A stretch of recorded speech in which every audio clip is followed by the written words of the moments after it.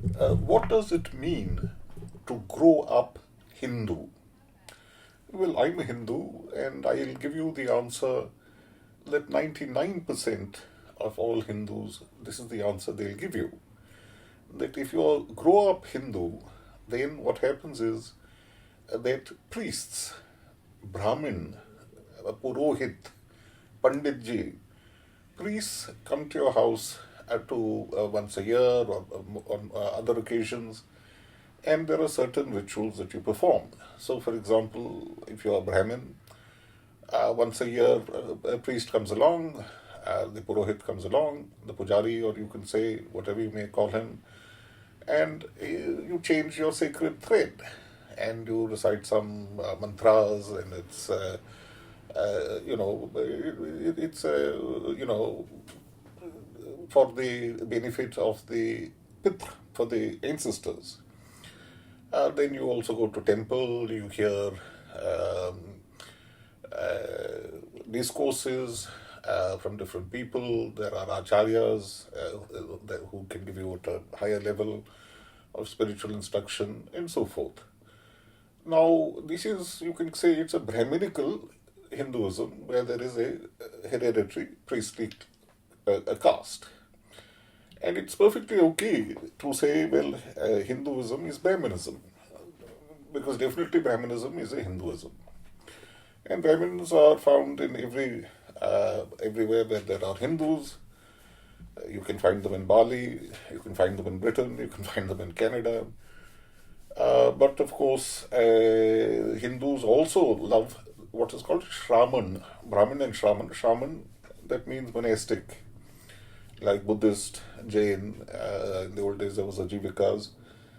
And definitely the Hindu loves to hear the discourse from the Shraman just as much as from the Brahmin. And on top of that, then you have great gurus and swamis who can be of any, come from any place, could be from Hawaii, could be from, but they are God enlightened people, and you receive great blessing from listening and gaining their darshan, and that means seeing them or meditating on them.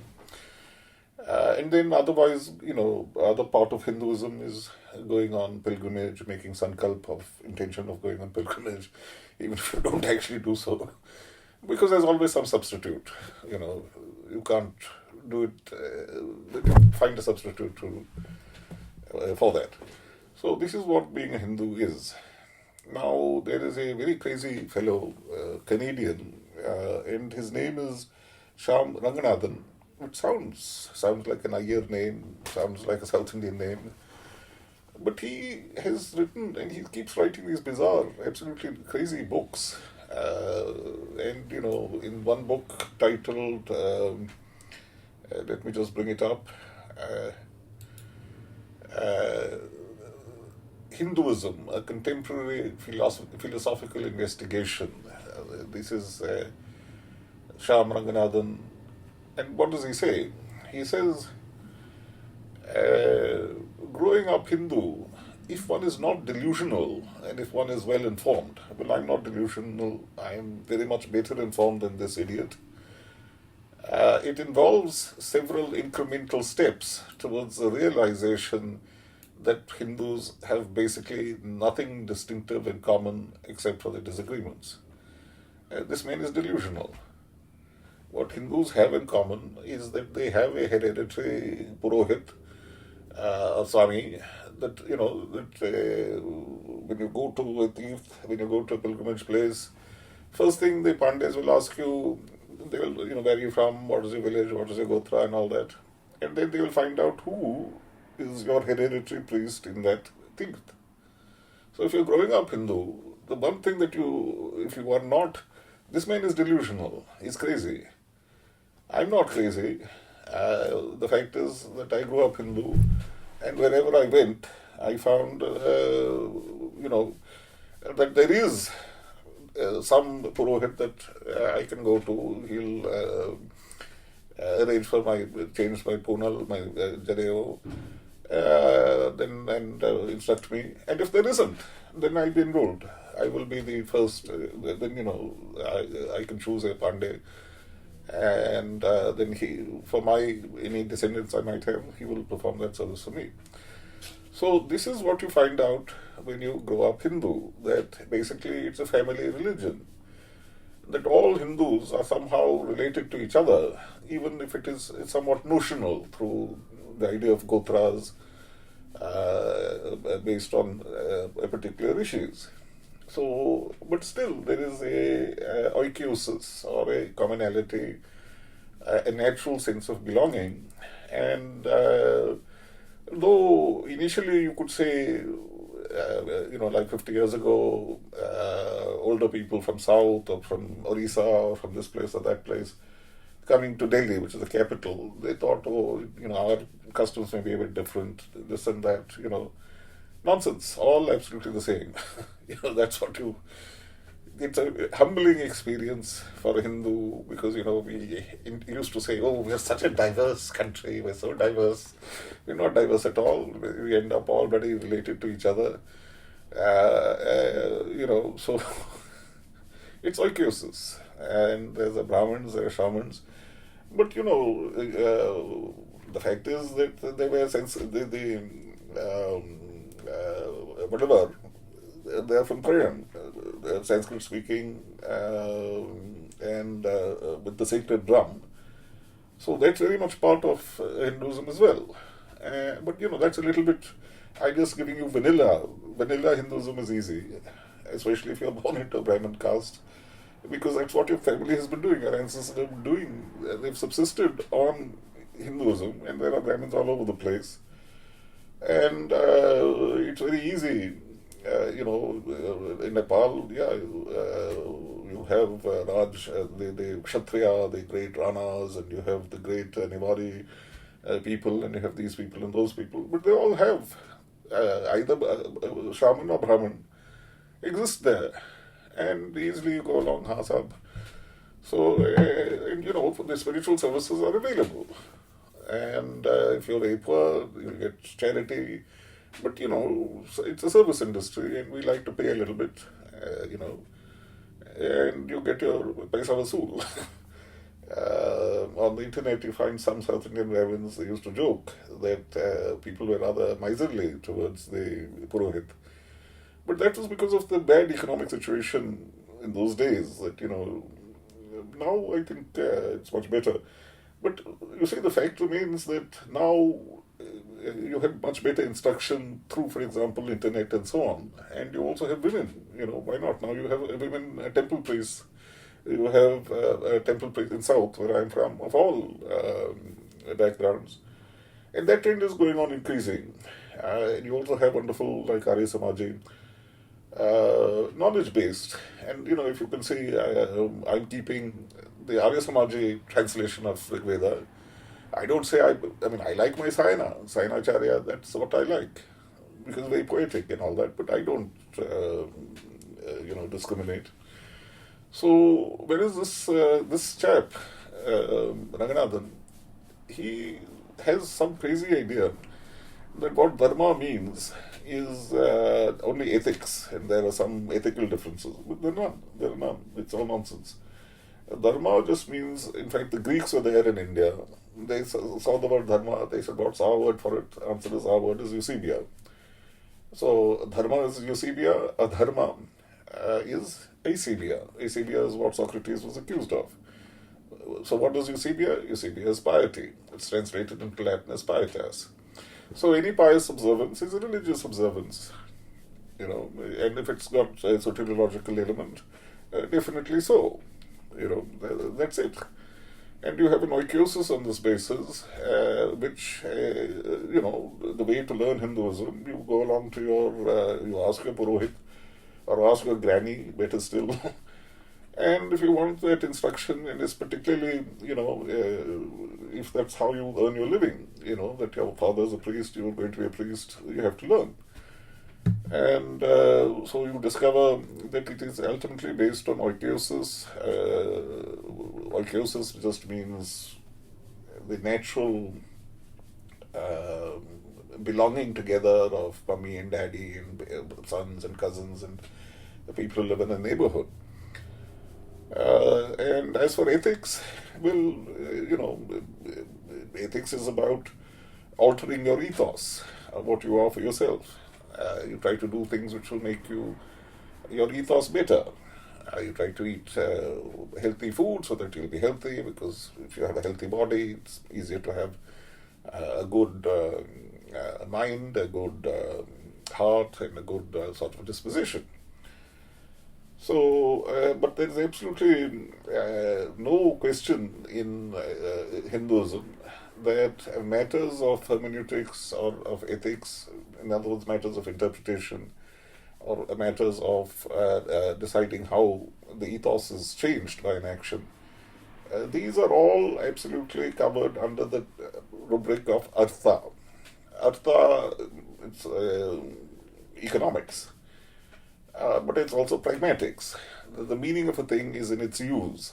So that's your classic C.S. Peirce pragmatic philosophy.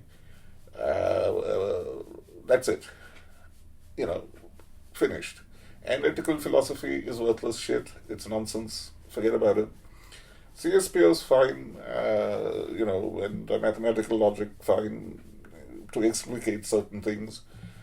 But the fact remains that the Hinduism explicitly says that you must learn statistical game theory if you are a principal. In other words, if you're not acting on somebody else's behalf, you're acting on your own behalf, then you must learn statistical game theory, because that's the only way to dispel Vishad. Vishad means mental depression, or that Hamlet-like indecision.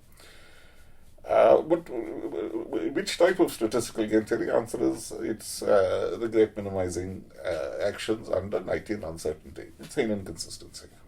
Hainan consistency, that's it. You just use a multiplicative weighting update algorithm. That's it. So this is really simple, and it's up to date. And, there's really no big problem, unless, like this cretin Ranganathan, you study worthless shit in Canada and you become crazy. So what he's saying is, growing up Hindu involves several incremental steps towards the realization that Hindus have basically nothing distinctive in common. Even if they're all very look alike and they're related to each other, across a vast Oikumene. Except for that disagreements. There are no bloody disagreements among Hindus. What disagreement is there? I say, yeah, I'm a Hindu. People say, yeah, okay. Well, you're a crap Hindu. I say, go fuck yourself. That's not a disagreement. That's just, in fact, it doesn't happen. Yeah, you're a Hindu, that's it. You might say, well, you're not a very good Brahmin because you're eating this and you're not doing that. The answer is, I'm not a Brahmin, I'm a Brahman Bandhu. That's a definition. So there are no big disagreements. This is nonsense. There is a problem. So what he then says, first, being Hindu in a secular world is a most bizarre experience. What bloody nonsense. The world is secular. The word secular means worldly. There is a sacred space, but we don't live in a sacred space. We go to the temple from time to time. We don't actually live inside a temple and only venture out into the world once in a blue moon. It is in effect to be committed to the project of open and radical disagreement. Why be open to worthless projects of nonsense? What have these nutters, these useless cretins, what have they achieved? Have they found the cure to cancer? They haven't. They're useless people. Why engage with their stupid project? There's a problem, for there is no way out. If I were to deny that I'm a Hindu, I deny this practice of free thinking characteristic of Hinduism. Nonsense. If you deny that you're a Hindu, you're just denying that you're Hindu. You're not denying anything else. And in the context, somebody comes up to me, says, are you Hindu? Please lend me some money because I want to do some nice Hindu things. And I say, no, I'm not Hindu. I hate Hindus. I want to eat them and because I'm a cannibal. so please go away. So, but, how did asserting that I'm not a Hindu, how did it involve me in denying the practice of free thinking or of costly thinking? It's nonsense.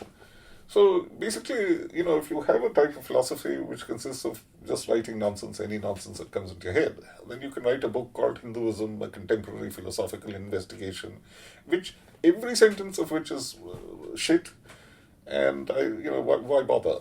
And of course, he's a handsome, good-looking chap. I'm sure I think, teaches yoga. Very good for him. But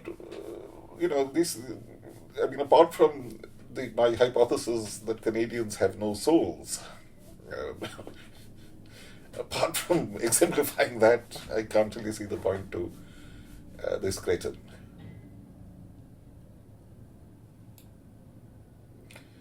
He also says that the problems I found in Indology did not disappear because I decided to focus on philosophy.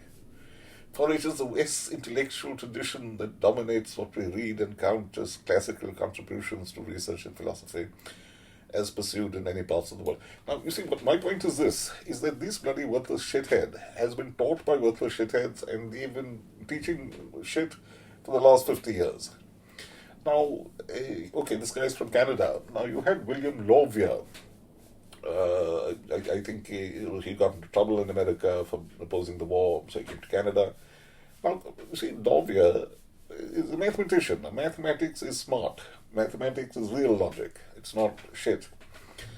And Lawvier's, he's given a sort of an explanation, or he has shown a way to take category theory, which was in maths, and relate it to type theory. Then that was about 60 years ago.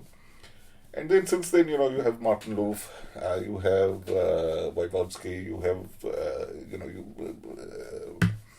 Univalent foundations. Things have moved on. But these guys just don't know about it. They don't even know about Gensen and natural deduction systems. They think that worthless shit represents Western something. It doesn't.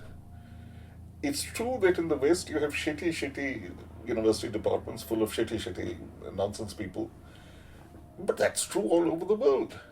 It's obvious that some